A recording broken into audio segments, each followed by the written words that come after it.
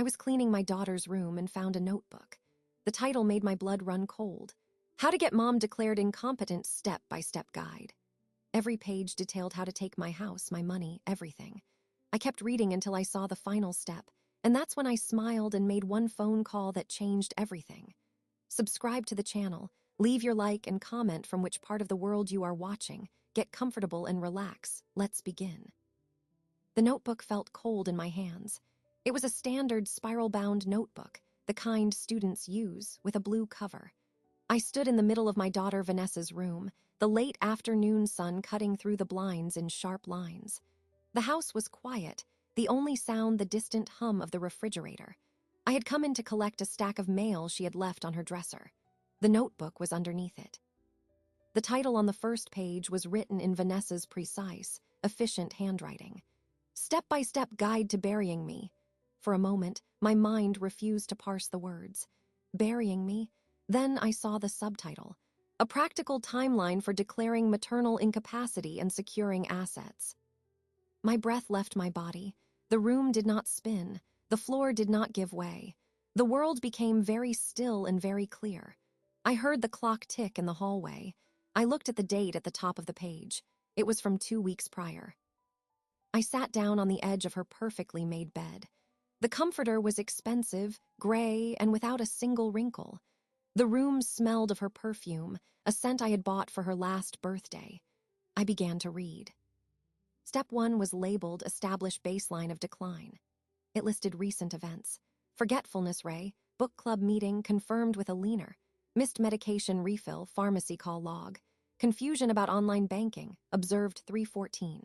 Each item was a tiny distortion of the truth. I had changed the book club date in my calendar. I had not missed a refill. The prescription was altered. I had asked her a single question about a new security feature on the bank's website. Step 2 was consultation with Dr. Evans. A note in the margin read, leverage his concern about loneliness post-widowhood. Suggest mild cognitive screening. Dr. Evans was my kind, elderly general practitioner. He had known my husband, Robert. He had signed the death certificate. Vanessa had driven me to my last appointment. Step 3 was financial assessment. It detailed a plan to gain view-only access to my accounts under the guise of helping me budget. A subpoint stated, identify reckless expenditures to support incapacity claim. It listed my charitable donations to the community garden and my annual contribution to the Historical Society. Step 4 was engage legal counsel. A name was written, then crossed out. Another was written beside it, Fisher and Gross. Specialize in elder law/conservatorships. Initial consult fee, $500. Step 5 was the intervention. It was scheduled for 4 weeks from the notebook's date. It listed potential participants, self, Dr. Evans, if compliant, attorney Fisher, maybe a leaner, unlikely ally, discard. The goal was stated plainly, secure temporary conservatorship, control of house, accounts, investments. Step 6 was liquidation and transition. It contained a bullet point that made my fingers tighten on the paper. List house with Keller Williams. Estimated proceeds after mortgage, $425K. Mother to Sunrise Assisted Living, silver tier package. Sell vehicle. The final step was simply administration. It meant managing the estate she had just stolen. There was no mention of visits. No consideration of my comfort, my friends, my garden. I was an administrative problem to be solved, a lock to be picked, a box to be emptied. I read it again, then a third time. The clinical language was a violence. It was not written in anger. It was written as a project plan. I was the project. I thought of the woman who wrote this. I had raised her. I had packed her lunches and helped with science projects.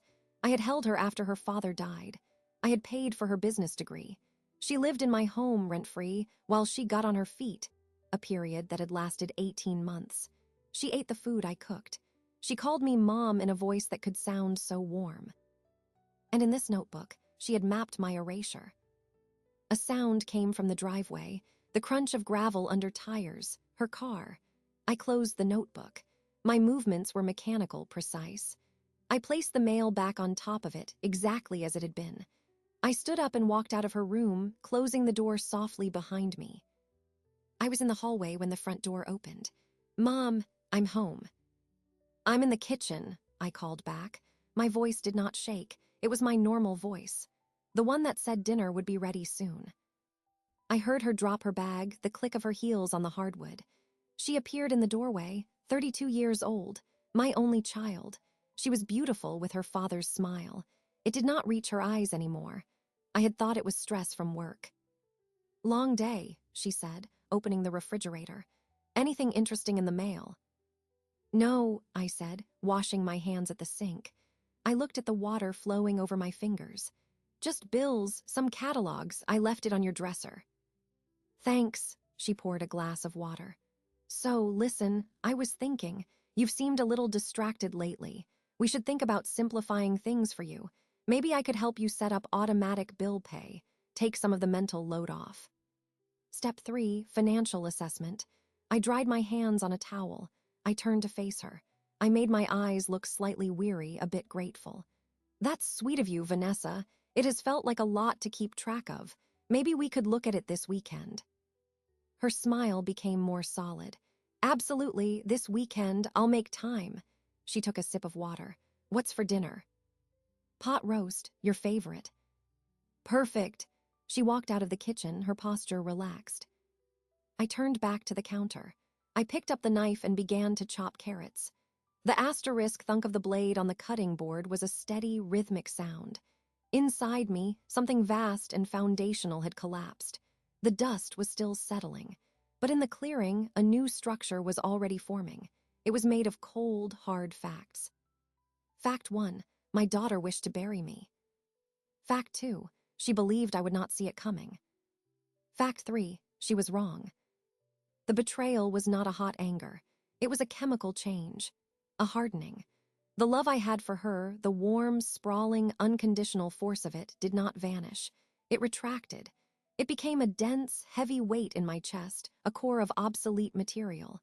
The energy that had sustained it was now free for other purposes. I finished the carrots. I placed them in the pot. I moved without wasted motion. My mind was no longer on the pot roast or on the woman in the other room. It was on the steps that were not in her notebook, the steps she could not imagine. She thought she was dealing with a mother, a trusting, aging, somewhat forgetful mother. She did not realize she was dealing with Joyce Clayton, a woman who had balanced household budgets when numbers were written in ledgers, a woman who had negotiated with hospital administrators and insurance companies after Robert's illness, a woman who had paid off a 30-year mortgage in 22 years through sheer discipline. Her plan was a list of assumptions. The primary assumption was my passivity, my compliance, my decline. As the smell of the roast began to fill the kitchen, the first step of my own plan crystallized. It was simple. I would continue to be the woman she thought I was. I would be slightly more forgetful. I would express small, manageable worries about money. I would feed her confidence. I would let her move her pieces into position on the board she thought we were playing on. She had written a guide to burying me. She did not understand that I was not yet ready to be soil. I was still the gardener, and I knew how to prepare the ground for a different kind of planting altogether. I heard her laughter from the living room, a short burst at something on her phone. The sound was familiar, a ghost of a happier past. I listened to it. I acknowledged its meaning. Then I placed the lid on the pot and turned the heat to low. The initial shock was over. The reconnaissance was complete. The rest would require strategy, patience, and the absolute concealment of my true knowledge. The notebook was her weapon, but knowledge of the notebook was now mine. That knowledge was a shield, and it would become a sword. I set the table for two, placing the forks and knives just so. I folded the napkins. I performed the rituals of motherhood, even as the title of that chapter in my life was being erased in neat blue ink by my own child's hand. The pot roast was eaten. The dishes were washed. Vanessa went to her room, and I heard the soft click of her door. I waited another hour.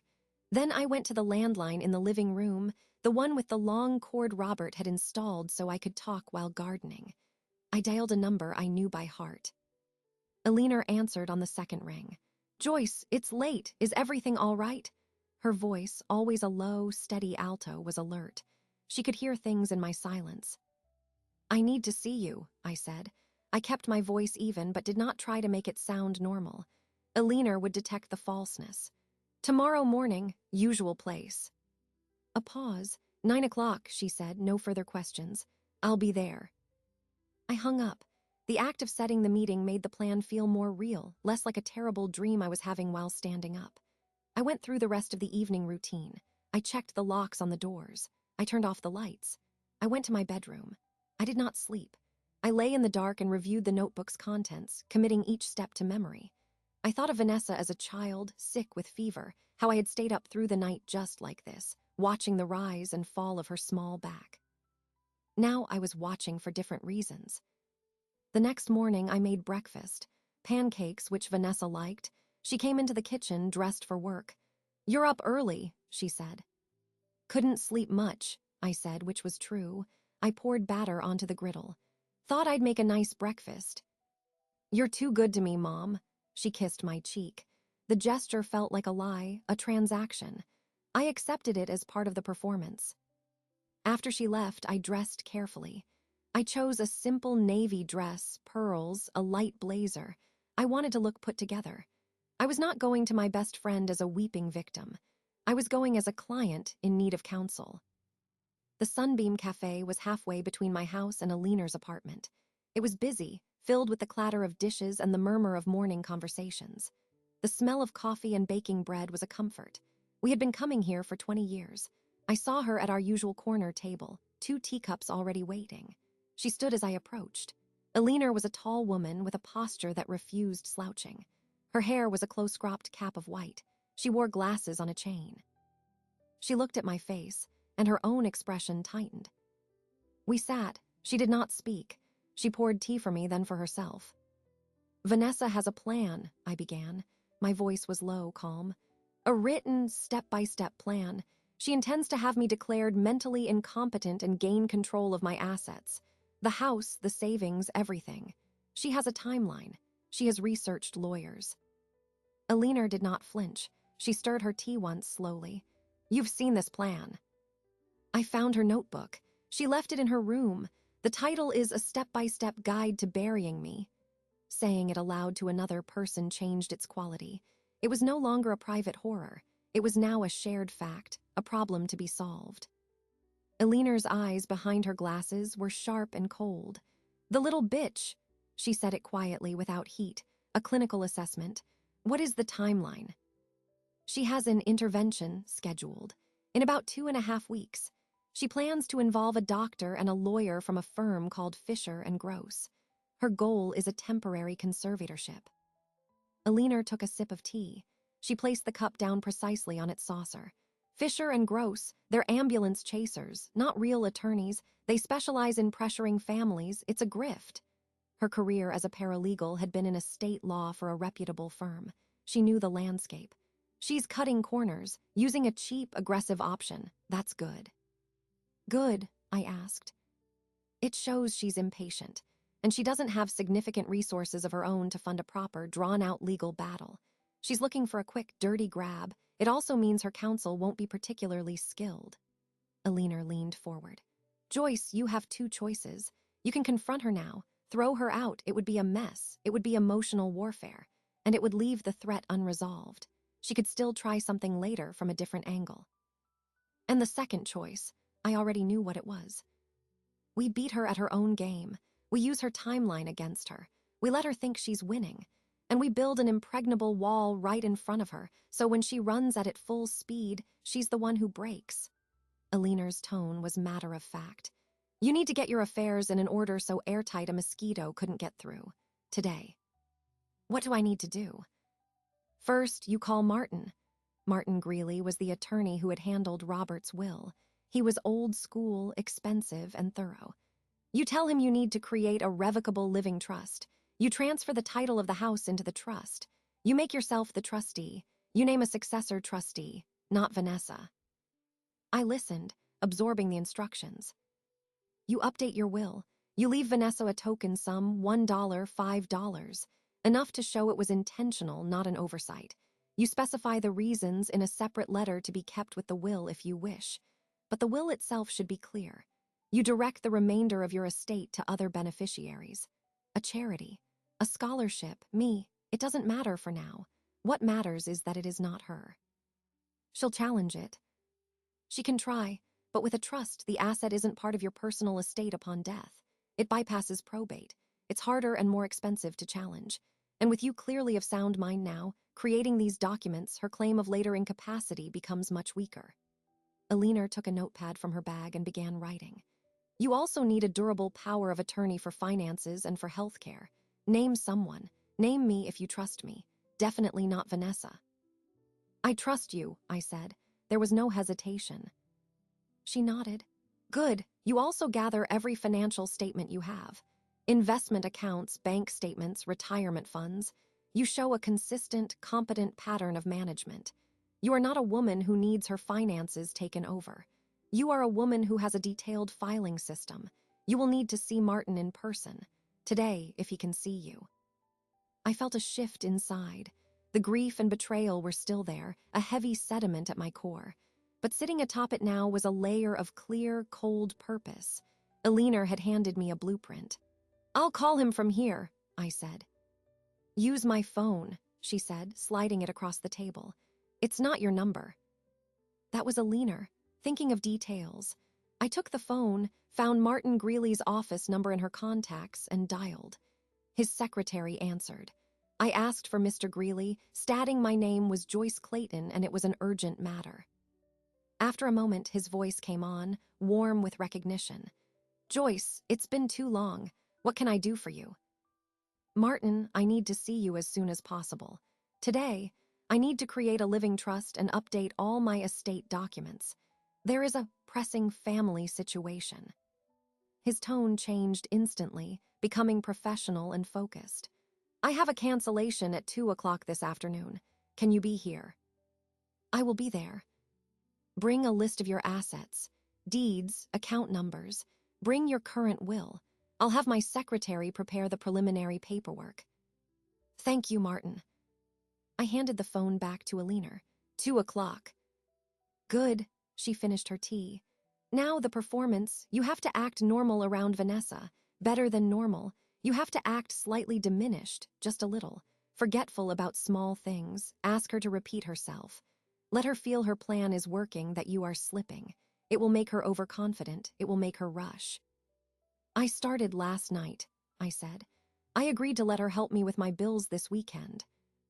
A flicker of a smile touched Alina's lips. It was not a kind smile. It was the smile of a fellow strategist.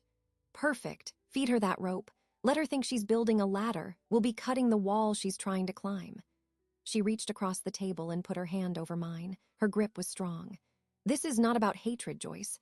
This is about sovereignty. You built that life. No one gets to dismantle it but you. I looked at our hands, then at her face. I did not cry. I felt a profound solidarity.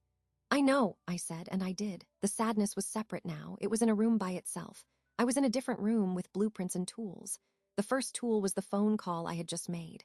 The next would be the pen I would use to sign my name on a new set of documents, creating a legal fortress my daughter could not breach. The tea in my cup had gone lukewarm. I drank it anyway. It was fuel.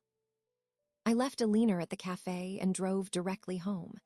The calm I had felt during our conversation solidified into a list of concrete tasks. I went to my home office, a small room that had once been Robert's study. The filing cabinet in the corner contained our life's paperwork in neat, labeled folders.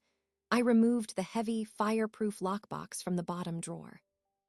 Inside were the documents I needed.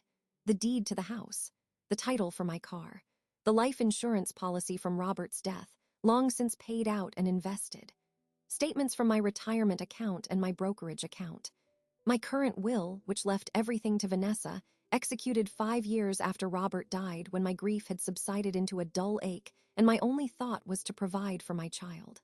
I looked at that document for a long moment. It represented a version of me that no longer existed. I placed it in my leather portfolio. I then accessed my online banking and printed the last 12 months of statements for my checking and savings accounts. The transactions were orderly. Utilities, property taxes, groceries, occasional donations, monthly transfers to my investment account. There was no evidence of confusion or reckless spending. It was the record of a careful, disciplined woman. I printed them all. At 1 o'clock, I changed into a more formal suit. I told Vanessa I had a dentist appointment when she texted to check in. The lie came easily. I drove downtown to the offices of Greeley, Simmons, and Lowe. The building was old, made of limestone, with a brass plaque by the door. The interior was quiet, with dark wood paneling and the smell of old paper and lemon polish. Martin Greeley's secretary, a woman named Margaret who had been there for 30 years, greeted me. "He's expecting you, Mrs. Clayton. Go right in." Martin stood up from behind a large, orderly desk. He was in his late 60s, with a full head of white hair and a kind, intelligent face. "Joyce," he said, coming around to shake my hand. "Please sit. Margaret has brought us some coffee." I sat in the client chair, placing my portfolio on the edge of his desk. "Thank you for seeing me on such short notice, Martin." "Of course, you said it was urgent." He sat back down, folding his hands. "Tell me what's happening." I did not cry. I did not raise my voice. I stated the facts as I had to Alina. "My daughter, Vanessa, is planning to have me declared incompetent in order to gain control of my assets. I have seen her written plan. She has retained, or plans to retain, a lawyer from Fisher and Gross to pursue a conservatorship. I am here to make that impossible." Martin's expression grew very still. He nodded once. "I see. Fisher and Gross are not a firm we consider reputable. Their methods are aggressive and often unethical. You are wise to act preemptively." He opened a fresh legal pad. "The most effective barrier is a revocable living trust. Are you familiar?" Alina explained the basics. A slight smile. "Good. Then you know.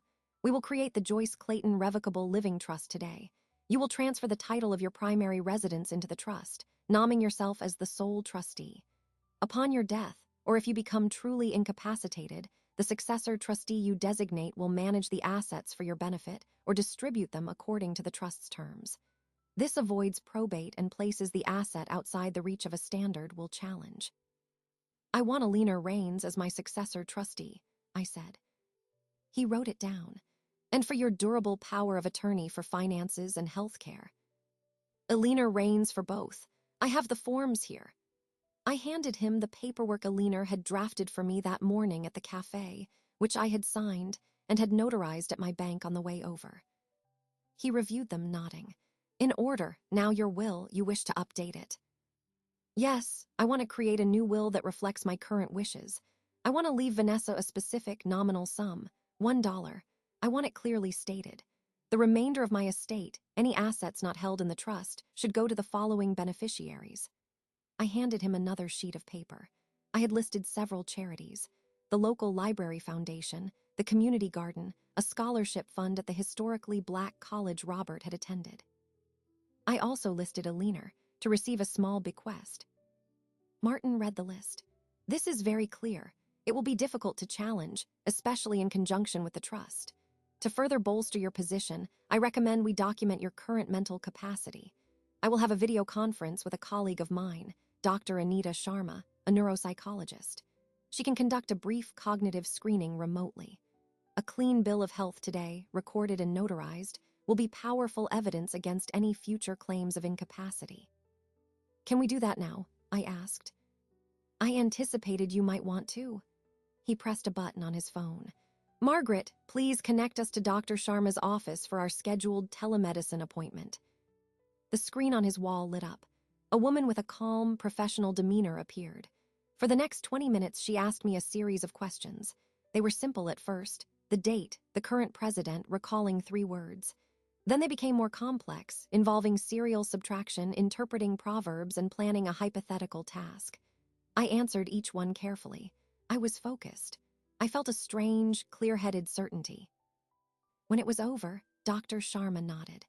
"Mr. Greeley, Mrs. Clayton exhibits no signs of cognitive impairment. Her results are well within the normal range for her age and education level.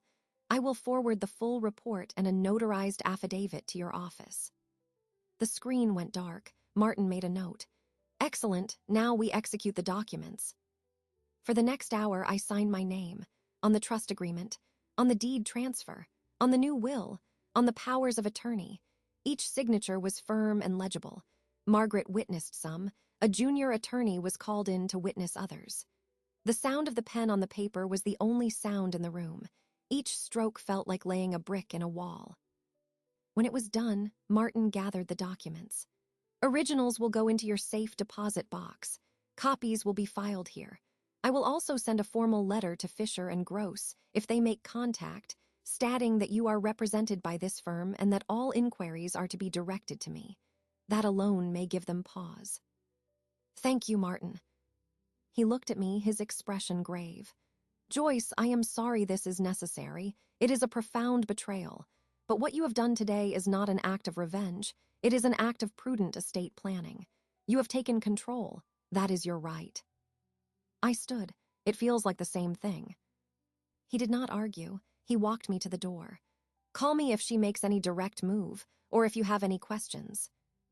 I drove home. The house was quiet. Vanessa was not yet back from work. I went to my bedroom and removed the false backing from the bottom drawer of my jewelry armoire. I placed the copies of the new documents there, along with the key to my safe deposit box. The originals would go to the bank tomorrow. I then logged into my investment and bank accounts and changed all my passwords to long, complex strings of letters and numbers I recorded in a separate, physical notebook I would keep in the lockbox.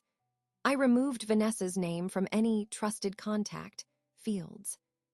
By the time I heard her car in the driveway, my financial and legal fortress was under construction. The foundation was poured. The walls were going up. I was in the kitchen, preparing vegetables when she came in. How was the dentist? She asked, dropping her bag. Fine, just a cleaning. I looked at her, then blinked slowly. Oh, honey, did you have a good day? I feel like I'm a step behind today. She studied my face, a faint, assessing look in her eyes.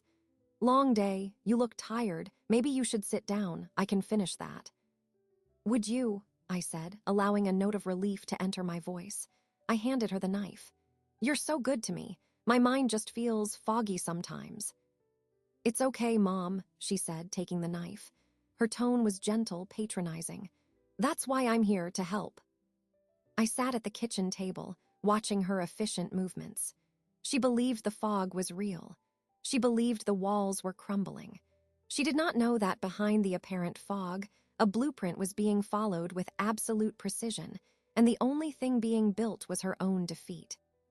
The performance continued.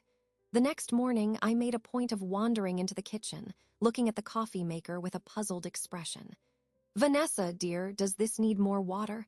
I can't remember if I filled it. She looked up from her phone. It's full, Mom. You just push the button, see? She pointed to the illuminated light. Oh, of course, silly me. I gave a small, self-deprecating laugh. I poured a cup and let my hand tremble slightly, just enough to make the liquid ripple. I saw her note it. That weekend, we sat at the dining table for the financial review she had suggested. I had prepared a folder with old statements, deliberately out of order. I feigned confusion over columns of numbers. This interest rate, is that monthly or yearly? It looks different. She patiently explained, her tone soothing. It's annual, Mom, see, right here, she pointed. Her demeanor was one of benevolent control. I watched her eyes scan the statements, lingering on the totals. I knew what she saw, a comfortable liquid safety net, a prize. It's just so much to keep straight, I sighed, leaning back. Sometimes I think maybe I should just put it all in something simple, one of those things everyone talks about. What things? She asked, her attention fully on me now. Oh, cryptocurrency, or one of those tech startups. My friend Carol's son invested in an app for walking dogs, I think. He made a fortune. I shook my head, as if dismissing a foolish thought. But that's for young people. It's probably too risky for someone like me. Her posture changed. She became still, like a predator that has heard a rustle in the bushes. Risky investments can be problematic, she said carefully.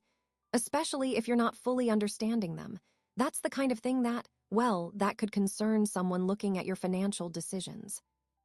I widened my eyes a little. Concerned someone who would be looking. No one, Mom, she said quickly, reaching out to pat my hand. I just mean in general, it's good to be cautious. But tell me more about this. Have you been researching something specific? I let hesitation play on my face. Well, Alina mentioned something the other day, a colleague of her late husband's. He has a company that makes special batteries for electric cars. He's looking for private investors. Alina said the minimum buy-in was quite high, but the potential. I trailed off, shaking my head again. No, it's silly. I shouldn't even think about it. My money is safe where it is. Vanessa's gaze was intense. How high is the minimum? Oh, I don't know exactly. A significant portion. Maybe half of the cash holdings. I named a figure that was close to 80% of my liquid savings. But like I said, it's just talk. I would never do something so impulsive. I began to gather the scattered papers, fumbling with them. She helped me stack them. Of course not, Mom, but it's interesting. You should get all the details for curiosity's sake. You can tell me about it. We can evaluate it together. The we was pronounced with a new weight. You think so? I asked, allowing hope to color my voice. Absolutely. Knowledge is power. Get the prospectus. We'll look it over. She smiled. It was the smile of a chess player who has just tempted her opponent to expose the queen. The bait was taken. Over the next several days, I layered my act. I forgot a lunch date with Alina and had to call her from the grocery store, sounding distressed. I let Vanessa overhear. I mislaid my house keys and asked her to help me search, only to find them in the refrigerator door.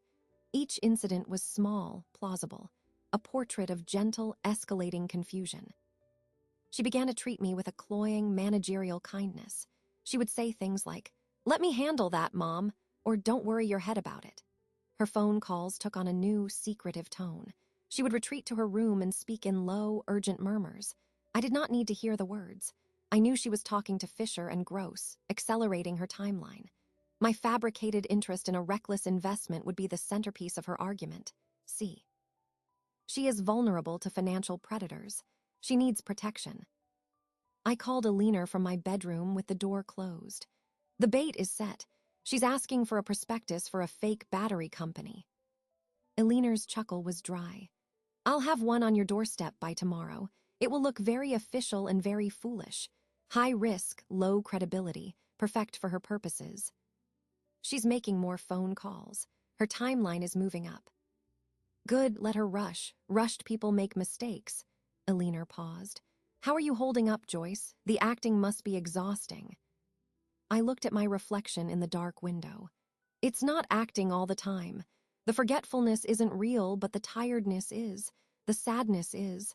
I just channel it into the performance. It gives it an authentic texture. I'm sorry, she said, and I knew she meant it. Don't be. This is the work. I'll see you tomorrow for the document drop. The next day, a thick, professional-looking envelope arrived by courier. I made sure to be gardening when it came. Vanessa brought it out to me. Special delivery for you, Mom. I wiped my hands on my apron, taking it with feigned surprise. Oh, that was fast. I opened it with careful fingers, pulling out a glossy, bound report. The cover read Voltaic Dynamics, Inc., Private Placement Memorandum. It was filled with technical jargon, impressive graphs, and bold projections. It looked legitimate enough to be enticing and flimsy enough to be alarming. Vanessa peered over my shoulder. Can I see? I handed it to her. It's all so complicated. You read it. Tell me what you think. She took it inside. I stayed in the garden, pulling weeds with more force than necessary. I knew she was in her room, devouring the document not to protect me but to gather evidence. She would be highlighting the risk disclosures, the speculative nature, the minimum investment sum. She was collecting her proof. That evening at dinner, she was animated. This company, Mom, it's incredibly risky. The technology is unproven. They have no major contracts. The financials are optimistic. You could lose everything. I put on a stubborn, slightly childish expression. But the man said it was the future. He said early investors would be rewarded. Men like that always say that, she said, her voice dripping with concern. This is exactly what I was talking about. This is the kind of decision that worries me. It shows a lapse in judgment. Please, promise me you won't do anything with this without talking to me first.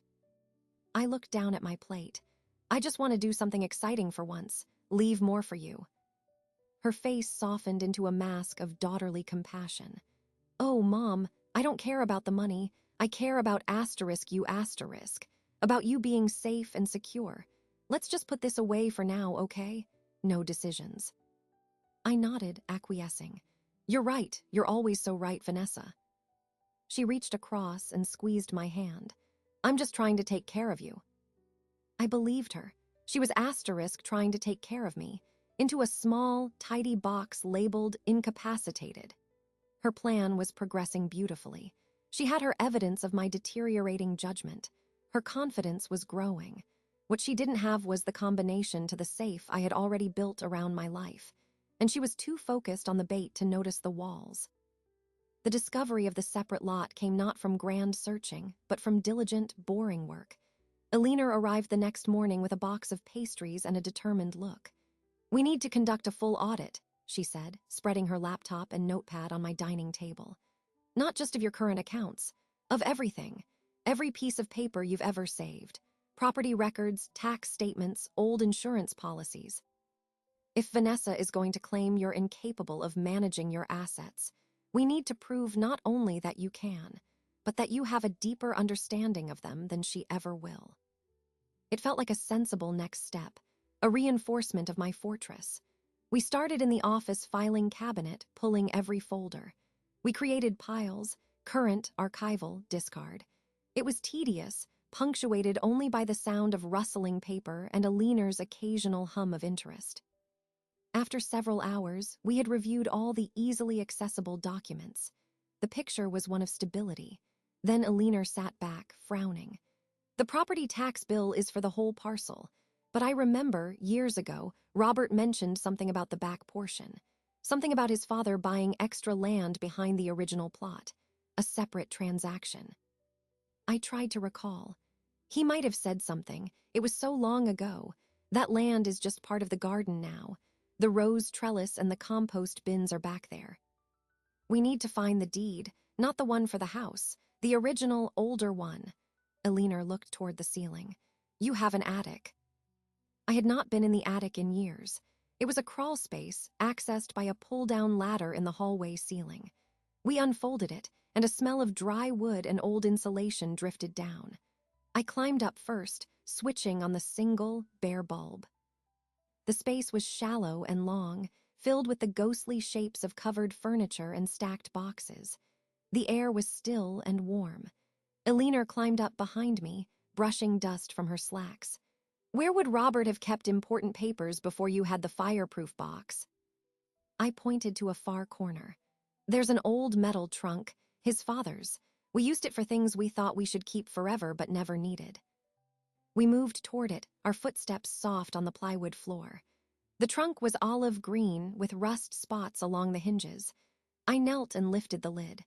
The smell of cedar and aged paper, familiar and forgotten, rose to meet me.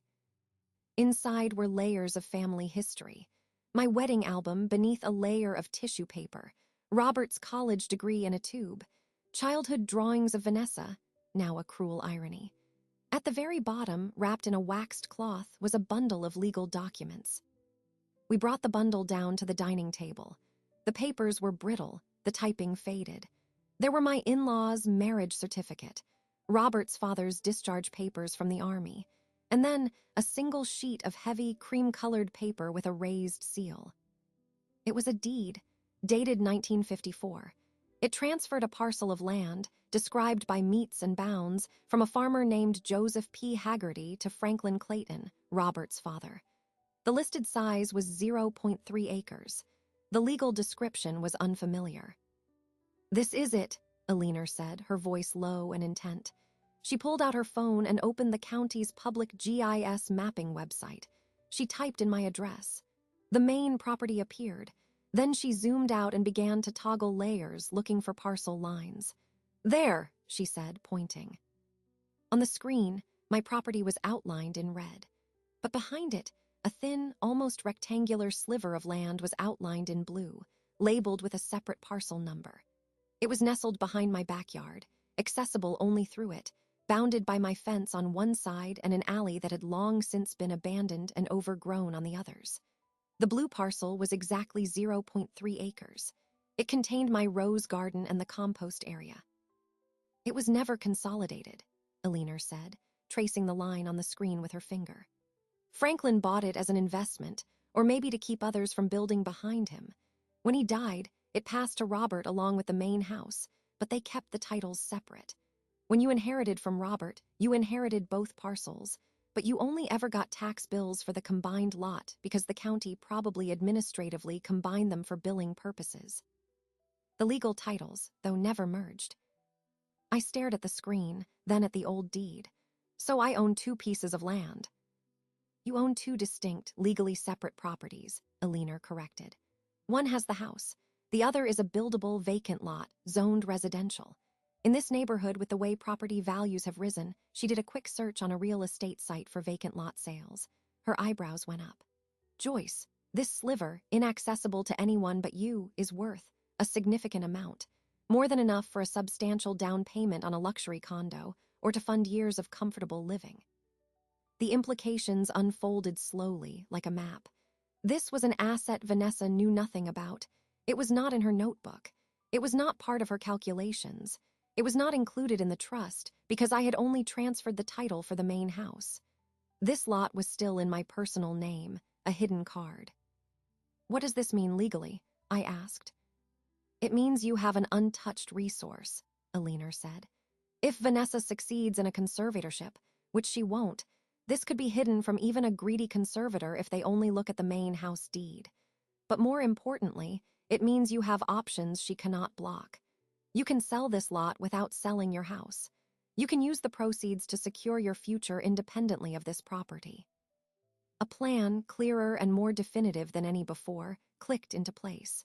The revenge was no longer just about defense, about building walls. It was about liberation. I could use her attack as the catalyst to leave, to build a new life on my terms, funded by a piece of land she didn't know existed. I need to get a survey done, I said, quietly, and have this deed officially recorded and verified with the county.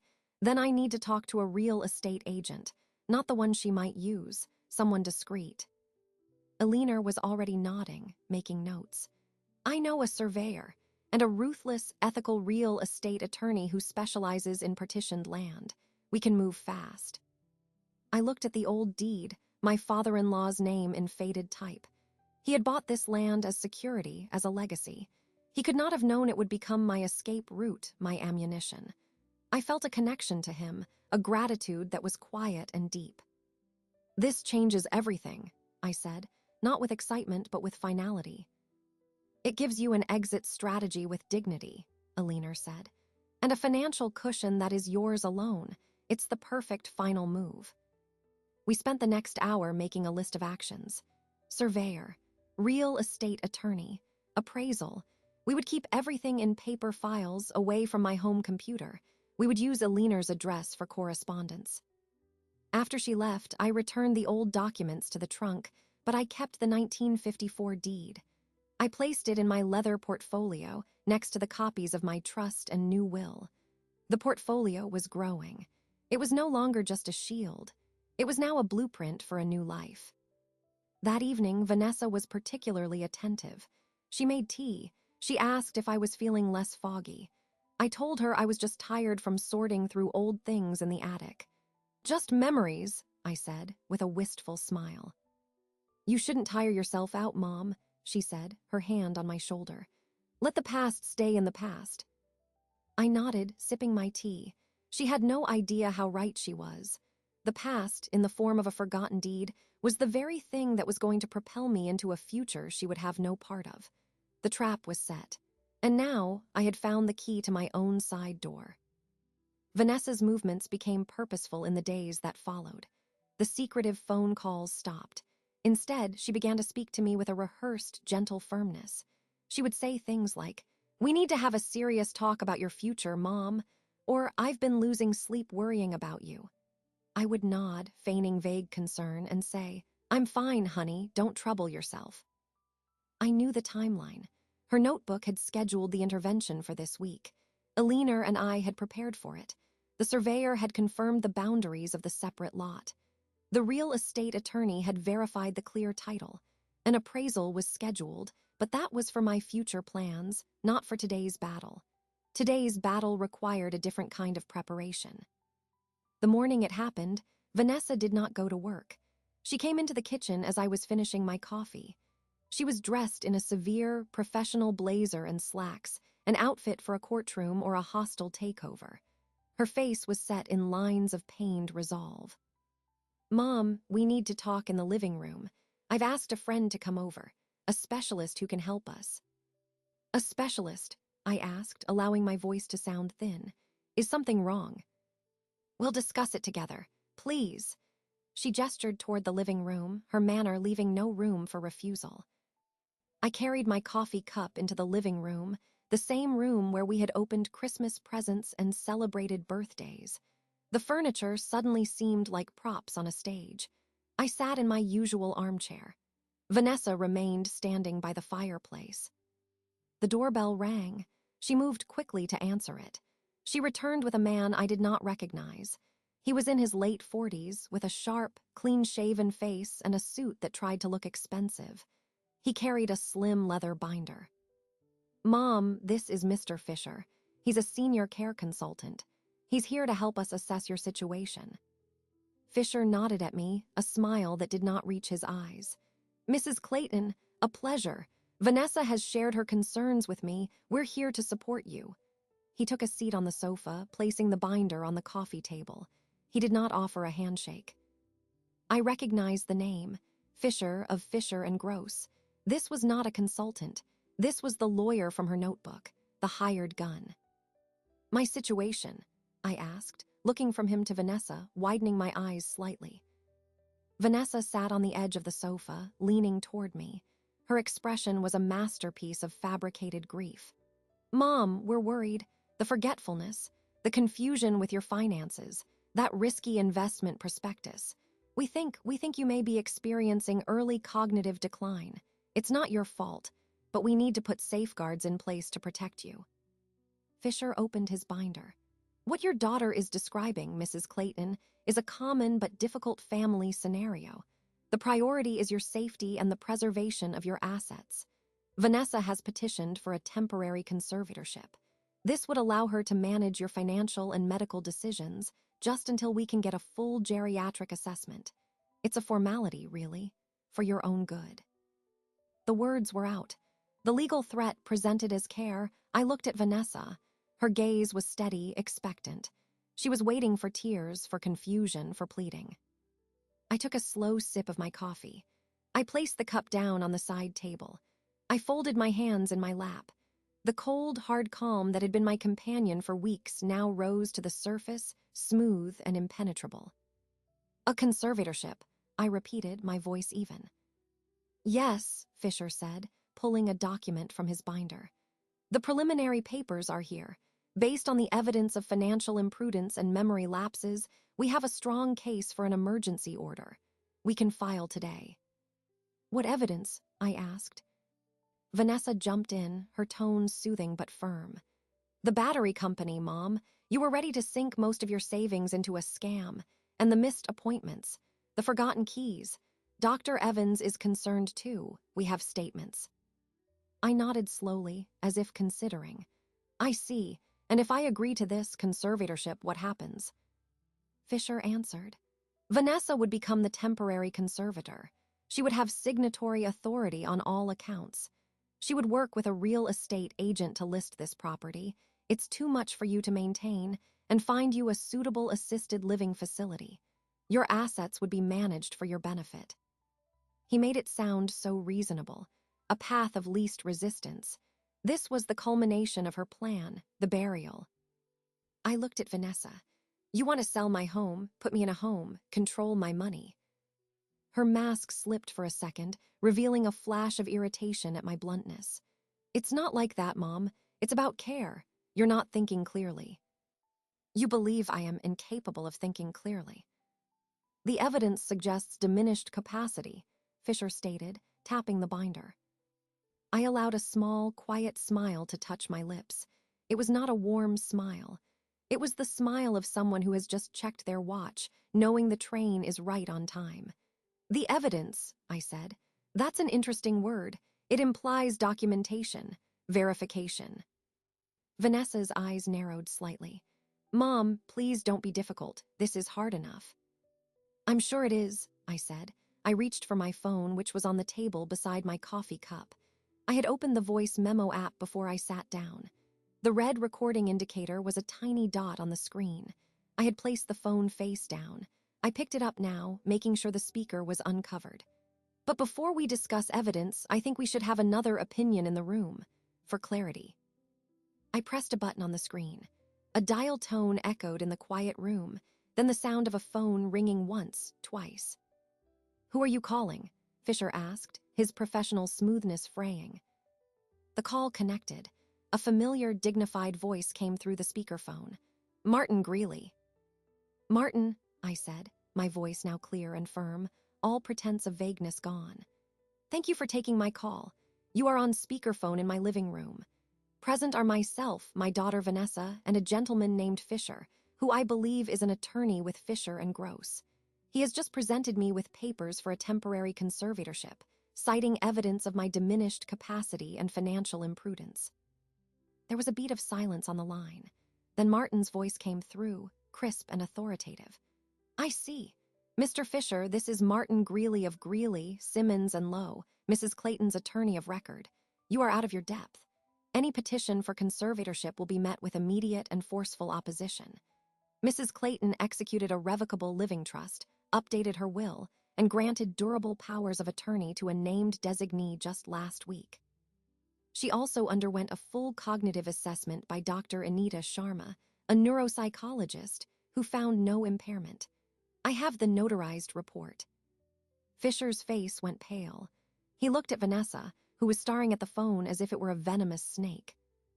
I continued, my gaze locked on Vanessa. Furthermore, Martin, my financial records for the past decade show consistent, prudent management. The so-called risky investment was a dummy prospectus provided to me at my request as part of my own due diligence. I never intended to invest. It was research. Vanessa found her voice. It was a strangled sound. You set me up. I looked at her, my expression blank. I protected myself. You wrote a guide, Vanessa, a step-by-step guide. I simply read ahead. I picked up my leather portfolio from the floor beside my chair. I had placed it there before I sat down. I opened it and removed the top sheet. It was a photocopy of the first page of her notebook. I held it up so she could see her own handwriting, the title clear. Her face drained of all color. She looked from the paper to me, her eyes wide with a dawning, horrified understanding. Fisher was already snapping his binder shut. I was not apprised of this.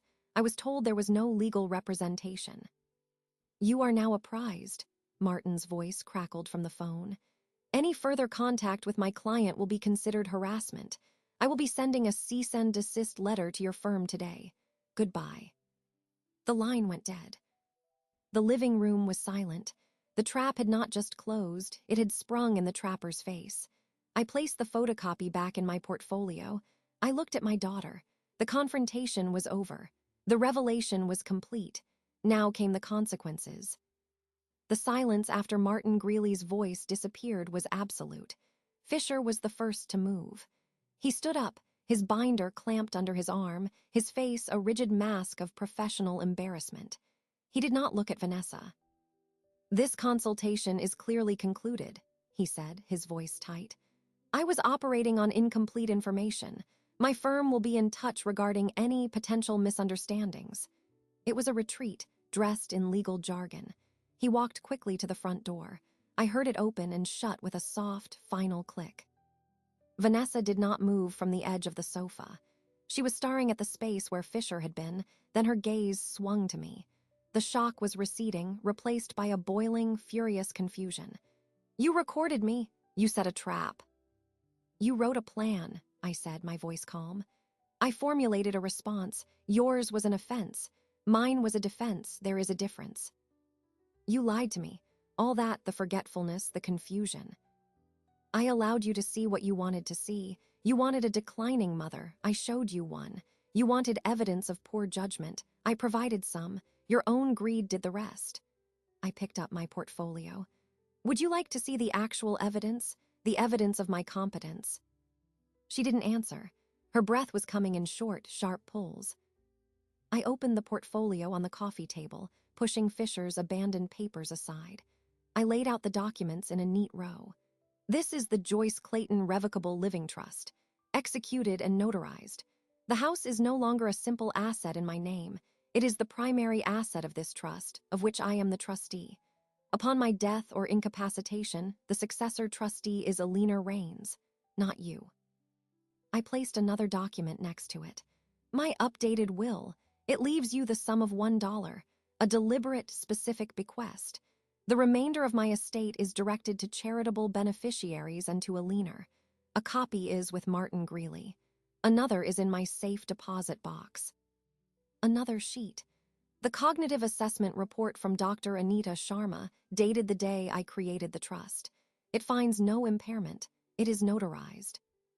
Another, 12 months of bank and investment statements showing consistent, conservative management, no unusual withdrawals, no patterns of confusion. I looked at her. This is the profile of a person with sound mind and prudent judgment. This is the profile you would have to disprove in a court of law to get your conservatorship. You cannot. Her eyes scanned the documents, not reading them, just absorbing their physical presence as proof of her failure.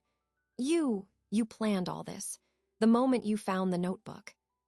The moment I found the notebook, I understood I was at war. I chose to win. I leaned forward slightly. You thought you were dealing with a weak, old woman.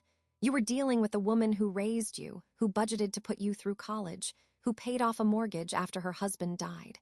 You underestimated me because you never really saw me. The anger in her face curdled into something uglier. This is my house too. I grew up here. You owe me. I owe you nothing, I said, the words clear and cold. I gave you a childhood, an education, a home when you needed one. A mother's love is a gift, not a debt. You chose to treat it as an account to be settled. You are now overdrawn.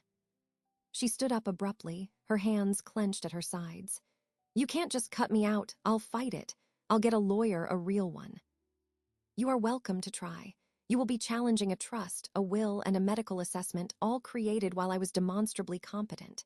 You will be spending your own money, because you have no access to mine, on legal fees against Martin Greeley. He is not a cheap lawyer. How long will your savings last? A month? 2? I paused. And there is the matter of the notebook, a written plan to deliberately manipulate a legal process for financial gain. That is not a good look for a petitioner in a conservatorship case. It suggests bad faith. She paled again. The legal reality was sinking in, a cold wave dousing her fury. She had no ground to stand on. Every move had been anticipated and blocked. But that's not all, I said. I reached into the portfolio and removed one final document, the copy of the 1954 deed. I slid it across the table toward her. You were so focused on the house you never considered the full scope of the property. This is a deed for a separate buildable lot, 0.3 acres. It includes the back garden. Your grandfather bought it. Your father inherited it. I own it. It is not part of the trust. It is not in your calculations.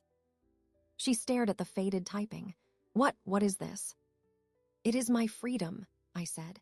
While you were planning to sell my home and put me in a facility, I was discovering an asset you knew nothing about. I am going to sell this lot. The proceeds will fund a new home for me, a home of my choosing, a condominium in a vibrant community, not a silver tier package at Sunrise. The full picture of her defeat was now complete. Not only had she lost the battle for my existing assets, but I had also unveiled a new resource that would fund a future entirely beyond her reach. Her plan had not just failed, it had backfired, catalyzing my independence. She looked from the deed to my face, and for the first time I saw something besides anger or calculation. I saw a hollow kind of shock. The person she thought she knew, the predictable, loving mother, was gone. In her place was a strategist, a holder of secrets, a woman who had outmaneuvered her completely. You need to leave, I said, my voice returning to a calm, administrative tone. Today, pack your things. I want you out of this house by the end of the week. You are no longer welcome here. You're throwing me out. Her voice was a whisper. I am reclaiming my sanctuary. You made it a battlefield. The war is over. The defeated army leaves the field. I stood up, gathering my documents. I will be staying with Alina for a few days to give you space to pack. I will return on Friday. I expect you and all your belongings to be gone. If they are not, I will have them placed in storage at your expense. The locks will be changed. I walked out of the living room, leaving her standing there amid the ruins of her own design. I went to my bedroom and packed a small suitcase. I placed my portfolio and the original deed in my lockbox and carried it with me. I called Alina to tell her I was on my way. As I drove away from the house, I did not look back. There was no triumph, only a vast and quiet exhaustion. The climax was over. The checkmate had been executed. Now came the cleanup and the building of something new on the empty board. The next morning at Alina's apartment, I made 2 phone calls. The first was to the real estate attorney Alina had recommended, a woman named Linda Cartwright. The second was to a real estate agent named David Chen, who specialized in unique and difficult-to-market properties. I scheduled a meeting with both for that afternoon at Alina's dining table. The atmosphere was not one of celebration, but of business. Linda arrived first. She was a brisk woman in her 50s with a no-nonsense demeanor. She reviewed the 1954 deed, the surveyor's report, and the title verification her office had already completed. The title is clear, she confirmed.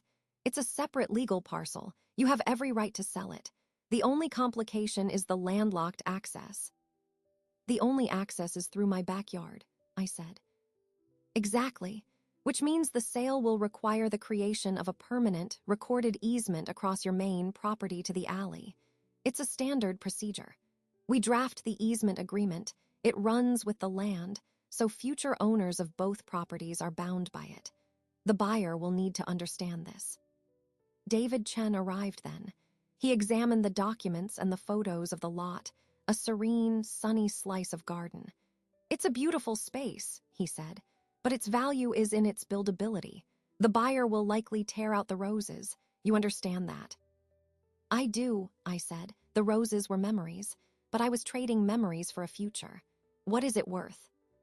He gave a figure that made Alina let out a low whistle. It was more than double what I had cautiously hoped. The market for small, infill lots in established neighborhoods is intense. Builders want them. Developers want them. The easement is a minor hurdle. With the right marketing, we can start a bidding war. We discussed terms. I wanted a quick, clean sale. I would accept the best offer within a 2-week window. David would handle the marketing. Linda would handle the legalities of the easement and the sale contract. I would sign whatever was necessary. There's one more thing, I said. Discretion. I do not want my name or my primary address linked to this publicly. Can the listing be handled through an LLC or your office? Linda nodded. We can set up a single-member LLC for you very quickly. The public records will show the LLC as the seller. It adds a layer of privacy. The meeting concluded with handshakes and a stack of papers to review. After they left, Alina made more coffee. You're really doing it, she said. I am, I said. The house is secure in the trust, but it's also tainted now. Every room has her in it. The living room where she tried to have me declared incompetent. Her empty bedroom. I don't want to live in a museum of betrayal. Selling the lot gives me the capital to leave on my own terms, to choose something for myself. Alina understood. She always did. Where will you go? I pulled out my tablet and showed her the website for a 55-plus community called the Gardens at Maple Hill. It was 20 minutes away, near a new cultural center. The condominiums were modern, single-level, with small patios and extensive communal gardens. There was a pool, a gym, a library, and a full calendar of activities. I've been looking for weeks. They have a resale available. 2 bedrooms, 2 baths. It has a view of the pond. I've already spoken to the listing agent.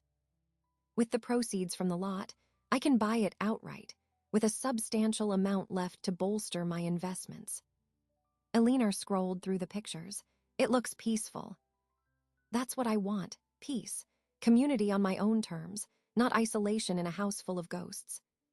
Over the next 3 days, the machinery I had set in motion worked with efficient speed. Linda's firm created the LLC, Clayton Holdings, LLC. David listed the lot, with photos highlighting its potential. The listing description called it a rare, secluded infill opportunity. The asking price was the figure David had suggested. On Friday, I returned to my house. As I turned onto my street, I saw a dark blue sedan parked in front. Vanessa's car was gone. I felt a quiet loosening in my chest. I used my key and entered. The house was silent, but it was a different silence. It felt emptied in more ways than one. I walked from room to room. Her bedroom was bare. The closet was empty, the dresser drawers pulled out. She had taken everything, leaving only a faint scent of her perfume and a trash bag in the corner filled with discarded hangers. She had, as ordered, left the field. I did not feel sadness. I felt a procedural satisfaction. An administrative task had been completed. In the kitchen, on the counter, was a single sheet of paper. It was a note, written in her handwriting. Mom asterisk. I've gone. I don't know what to say. You won. I get it. I'll be in touch through my lawyer about whatever comes next. Vanessa asterisk. It was not an apology. It was a statement of fact. You won. I folded the note and placed it in the trash. I did not need a trophy. That afternoon, David called. We have 3 serious offers, all above asking. The highest is from a custom home builder. It's a strong, clean offer with a quick close. He understands the easement. Accept it, I said. The following Monday, I met with Linda and David in Linda's office to sign the purchase agreement and the easement documents. My signature as the manager of Clayton Holdings, LLC, was firm. The buyer's deposit was wired to an escrow account. The closing was set for 30 days. As I drove home, I passed by my own property. In the front yard, near the sidewalk but positioned to point toward the back, a new sign had been installed. It was a professional, modest sign. Sold, it read in bold red letters across the top. Below, in smaller print, vacant lot 0.3 acres. David's contact information was at the bottom. I pulled over and looked at it. This was the final public step, not a retreat but a strategic redeployment of assets. I was not losing my home, I was converting a forgotten piece of it into a key for a new door. The sign did not symbolize loss, it symbolized conversion. The lot was no longer just garden, it was capital. It was no longer part of a stagnant past, it was the fuel for a proactive future. I started the car and drove away. I did not look at the house, I looked at the road ahead. The next step was to make an offer on the condo. Then the packing would begin. The process was no longer about defense or revenge, it was about construction. The closing on the lot occurred in a title company's conference room. The process was administrative. I signed my name as the manager of Clayton Holdings, LLC. The builder signed his name. A notary stamped the documents. A wire transfer was initiated. Within an hour, the proceeds, minus fees and commissions, were deposited into a new account I had opened solely for this purpose. The sum was a solid, factual number on a statement. It represented security and choice. The following day, I submitted a formal offer on the condominium at the Gardens at Maple Hill. My real estate agent, a calm woman named Susan, advised offering slightly under asking, given the market. I instructed her to offer the full asking price with a contingency only on a satisfactory inspection. I wanted no delays, no negotiations. I wanted the property. The seller accepted within 2 hours. The inspection was scheduled for the end of the week. In the meantime, I began the work of separation. I returned to the house, now truly mine alone, and started the process of deciding what to take. I ordered packing boxes and tape. I created 3 zones in the living room: keep, donate, discard. The work was physical and methodical. It allowed no time for nostalgia. Each object was assessed for its utility in my new life, not for the memory it held. Alina came over to help. She worked silently beside me, wrapping dishes in newspaper, filling boxes with books. We did not talk much. The companionship was in the shared labor. "Are you taking the dining set?" she asked. looking at the large table that had seated 10 for holidays. "No," I said. "The condo has a breakfast nook. I'll buy a small table for 2. She nodded and placed a piece of tape on a box marked kitchen. When we took a break, drinking water at the now-cleared kitchen counter, she said, "Vanessa's lawyer contacted Martin." I looked at her, and he sent a formal letter, withdrawing any potential claims, relinquishing any interest in the estate. It was cold and legal. Martin said it reads like a surrender. He doesn't expect to hear from them again. I absorbed this. It was the expected outcome, yet hearing it confirmed felt like the last bolt on a door being fastened. "Good," I said. "Is it?"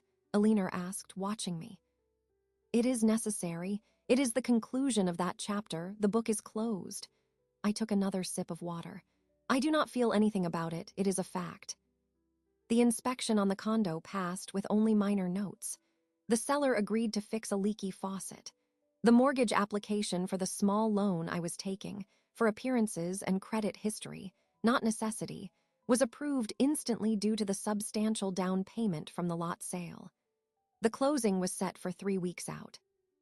I began to visit my new community in earnest. I walked the grounds, introducing myself to a few neighbors. I met a woman named Gloria who was part of the gardening committee. She invited me to their next meeting. I attended.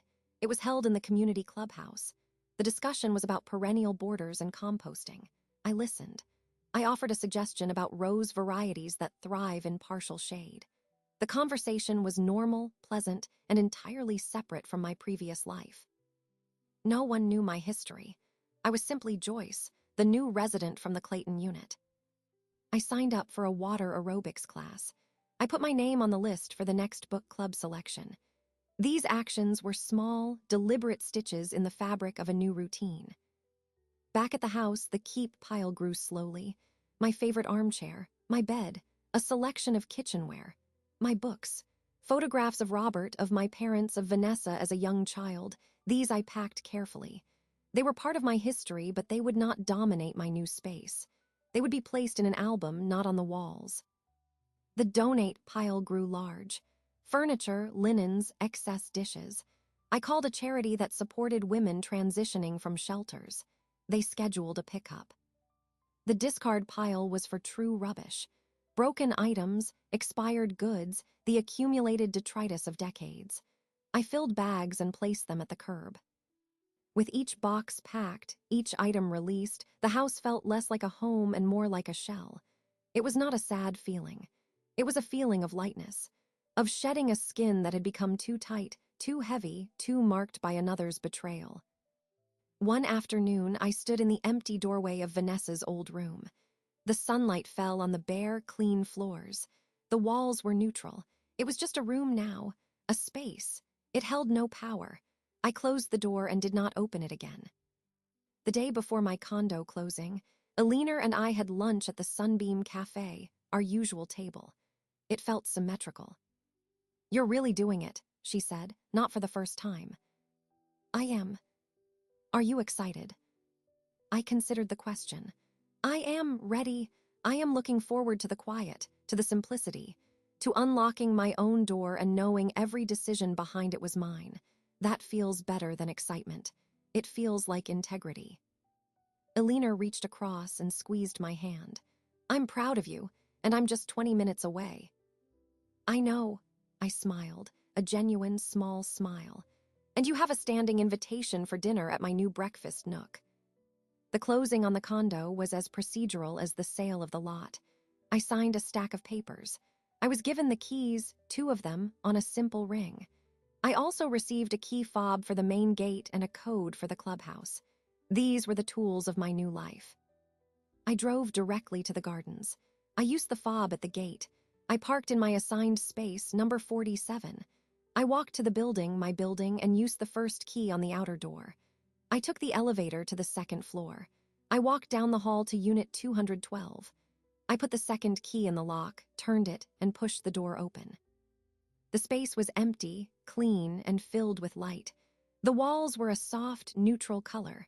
The floors were polished laminate. Sliding glass doors led to a small balcony overlooking the pond. The rooms echoed with my footsteps. I walked through each one, the living room, the kitchen, the 2 bedrooms, the 2 bathrooms. I opened every closet. I tested the faucets.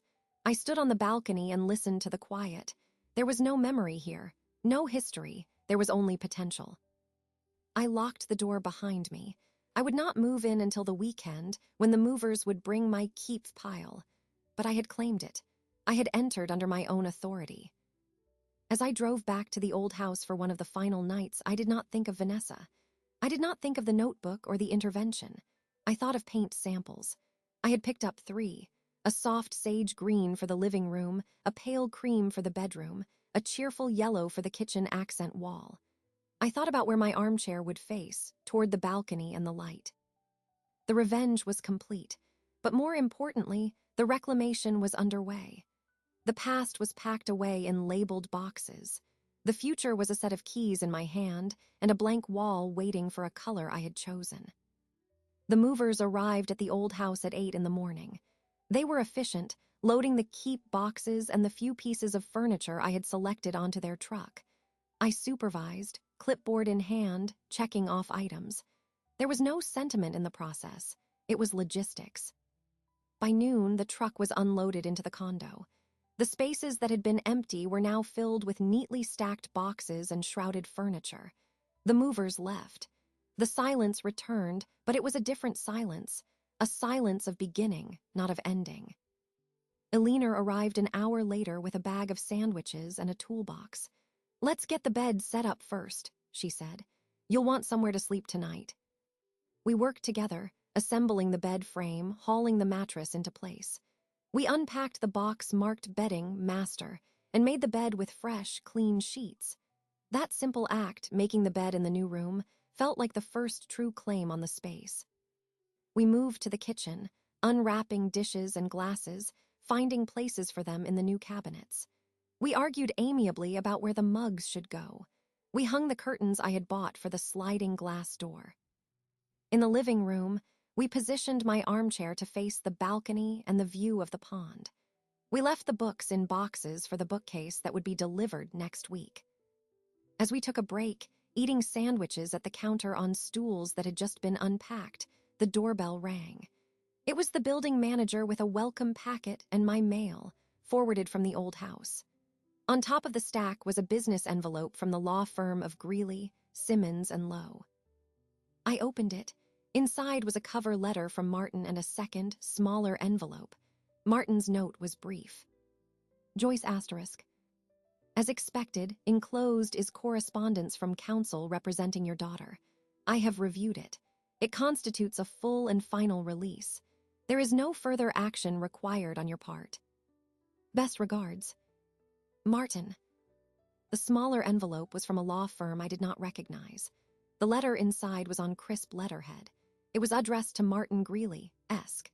It stated, in formal language, that Vanessa Clayton, represented by the firm, hereby withdrew any and all pending or potential claims regarding the estate or person of Joyce Clayton.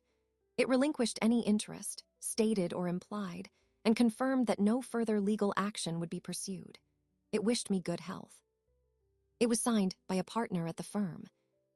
I handed the letter to Eleanor. She read it, her lips pressed into a thin line. "Cold," she said. "It's legal," I replied. "It's what I needed, it's over." I placed the letter back in its envelope and put it inside a file folder in my new desk, a small, portable filing box that held my important papers. The trust, the will, the deed for the sold lot, the condo paperwork. And now this, the final document. Eleanor left as evening approached. I walked her to the elevator. "Thank you," I said. "For what?" "For being the rock, for being the successor trustee, for knowing when to bring tea and when to bring a toolbox." She smiled, a real warm smile. "That's what friends are for, call me tomorrow." I returned to the condo. I moved through the rooms, turning on lights. The space was still chaotic with boxes, but the essential functions were in place. A bed, a chair, a kitchen with a working coffee maker, a bathroom with towels. I made a simple dinner, a salad, a piece of fish cooked in the new oven. I ate at the breakfast nook, looking out at the darkening sky and the lights reflecting on the pond. The quiet was profound, but it was not lonely. It was mine. After cleaning up, I took a long shower in the new bathroom. The water pressure was excellent. I put on my night clothes and got into the new bed. The sheets smelled of laundry detergent, not of the past. I read for a while, then turned out the light. I slept through the night, a deep, uninterrupted sleep. There were no dreams of notebooks or confrontations. The next morning, I woke with the sun. I made coffee and carried it out to the balcony. The air was cool and clear. Below, the pond was still. A heron stood motionless at the far edge. I sat in the chair I had placed there the day before and drank my coffee. Today, I would finish unpacking. I would hang some pictures. I would go to the garden center and buy a plant for the balcony, something hardy and green. I would attend the water aerobics class at 10. I had a life to build, a routine to establish. The revenge was not a moment, not the confrontation in the living room. The revenge was this quiet morning. It was the absence of fear. It was the absence of a looming threat. It was the coffee in my cup and the key in my pocket, and the knowledge that every door I had closed was locked, and every door I had opened led to a room of my own design. The inheritance I had secured was not money or property. It was agency. It was peace. It was the understanding that my strength had not been diminished by age, but refined by it. That my love, once given so freely, could be withdrawn and repurposed as fuel for my own survival and growth. I finished my coffee. I went inside and dressed for the day. I made a list on a notepad: unpack books, buy plant, aerobics, call painter about accent wall. I was not a victim. I was not a conqueror. I was a woman in her home with a list of tasks, looking forward to a day that held nothing more sinister than deciding between a fern or a spider plant for the balcony. That was the victory. That was the justice. It was quiet, and it was complete, and it was entirely mine.